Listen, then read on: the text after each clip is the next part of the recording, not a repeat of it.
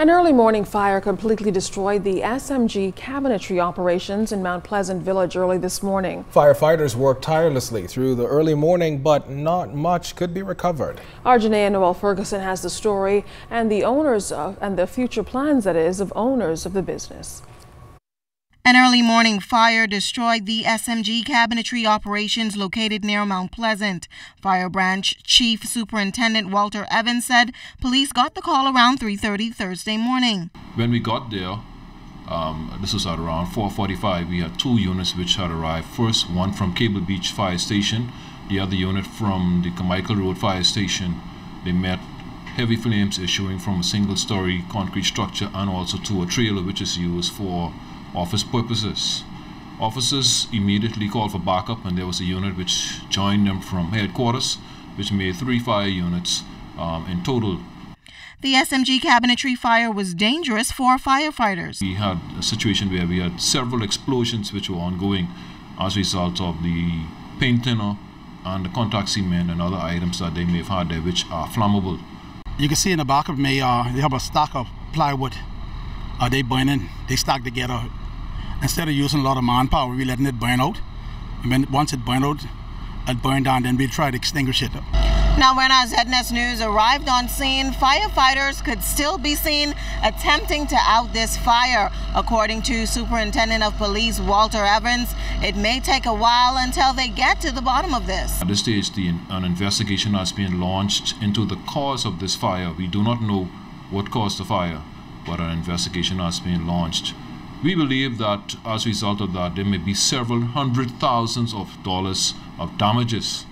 We do not have the precise figure, and that number perhaps may even result to maybe even over $1 million or maybe close to $2 million. With a total loss, SMG millwork employees who did not wish to be interviewed were sent home this morning. They fear they'll join the unemployment line. However, the owner, Darren Gins, assured ZNS News by phone that this does not mean the end of business. The construction company will be back in full force on Monday. We have 50 people that work at the millwork company. It's a devastating position that we're in. We are trying to put together a new plan to get the millwork company back up and operational as quick as possible. Investigations into this matter continue. Noel Ferguson, ZNS Network News. More breaking news live tonight. A toddler found floating off Montague Beach. Our LaDon Davis was there and has more on this breaking story. It was shortly after 5 p.m. on Thursday afternoon that a toddler was found floating in waters here on the Montague Beach. Now, Good Samaritan Shelton Colmer talked about his rescue efforts. When I came and looked at the water, I see the baby floating in the water, and I just pulled the baby out. If I find a baby floating in the water like that with pampas on, that's a concern right there. So what did you do? What was your reaction when you saw that? Well, the first thing I do is just pull the baby out of the water, and we started doing CPR on it. The next gentleman came and helped me. We just started doing CPR on it, and then the lady came, like a nurse, and she came and helped us out until the police came. Now, what we can tell you is that the toddler was transported to hospital, and his condition is still not known. LaDon Davis, ZNS Network News.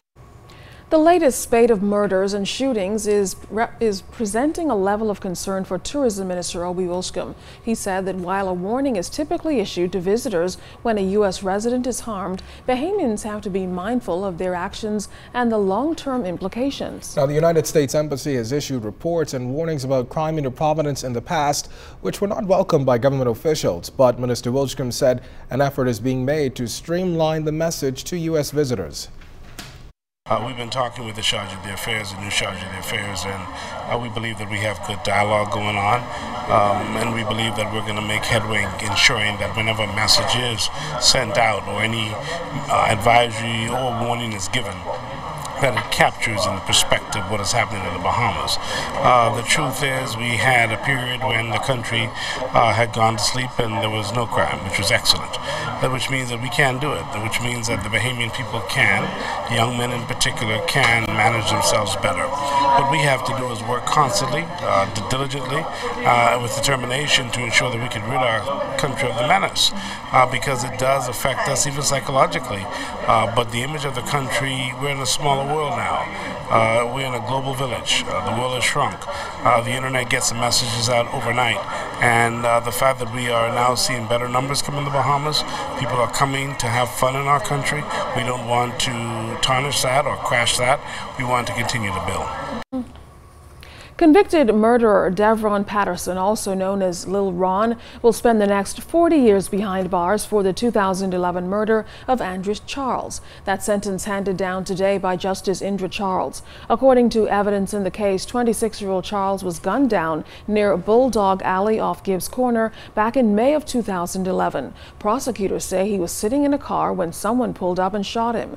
Meantime, in passing sentence, the judge noted that the 24-year-old's probation report revealed that he used drugs and abused alcohol from an early age. She therefore ordered that Patterson receive counseling for substance abuse and anger management while in prison.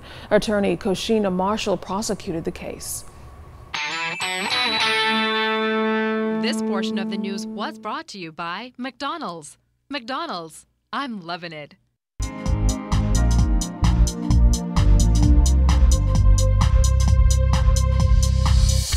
This is your Royal Fidelity Business News. I'm Sieska Adderley. The Tourism Development Corporation, formerly known as the Hotel Corporation of the Bahamas, is designed to encourage resort and hotel investment and increase room inventory. CEO David Johnson says the corporation needs to have a sustainable growth plan for the entire country, not just one island. The bottom line, he says, is to encourage industry growth. We keep our eye on the 8-ball, which is, will that input generate X in revenues into the Treasury and employment and GDP spend? And if that is the case, and we believe in that, then there's a reason to negotiate further concessions to make it happen for that developer. In other business news, the Ministry of Tourism and the Nassau Paradise Island Promotion Board are hosting 35 meeting planners from the U.S. and Canada this week to introduce them to the Bahamas and inform them of the opportunities for large business groups. And in international news, stagnation in Eurozone growth has put pressure on the European Central Bank to take measures to stimulate the European economy. Growth in the Eurozone flatlined in the second quarter and inflation also dropped. Economists said the figures would add to calls for the ECB to take action to boost growth and avoid deflation. This has been your Royal Fidelity Business News. I'm C.S. Scotterly.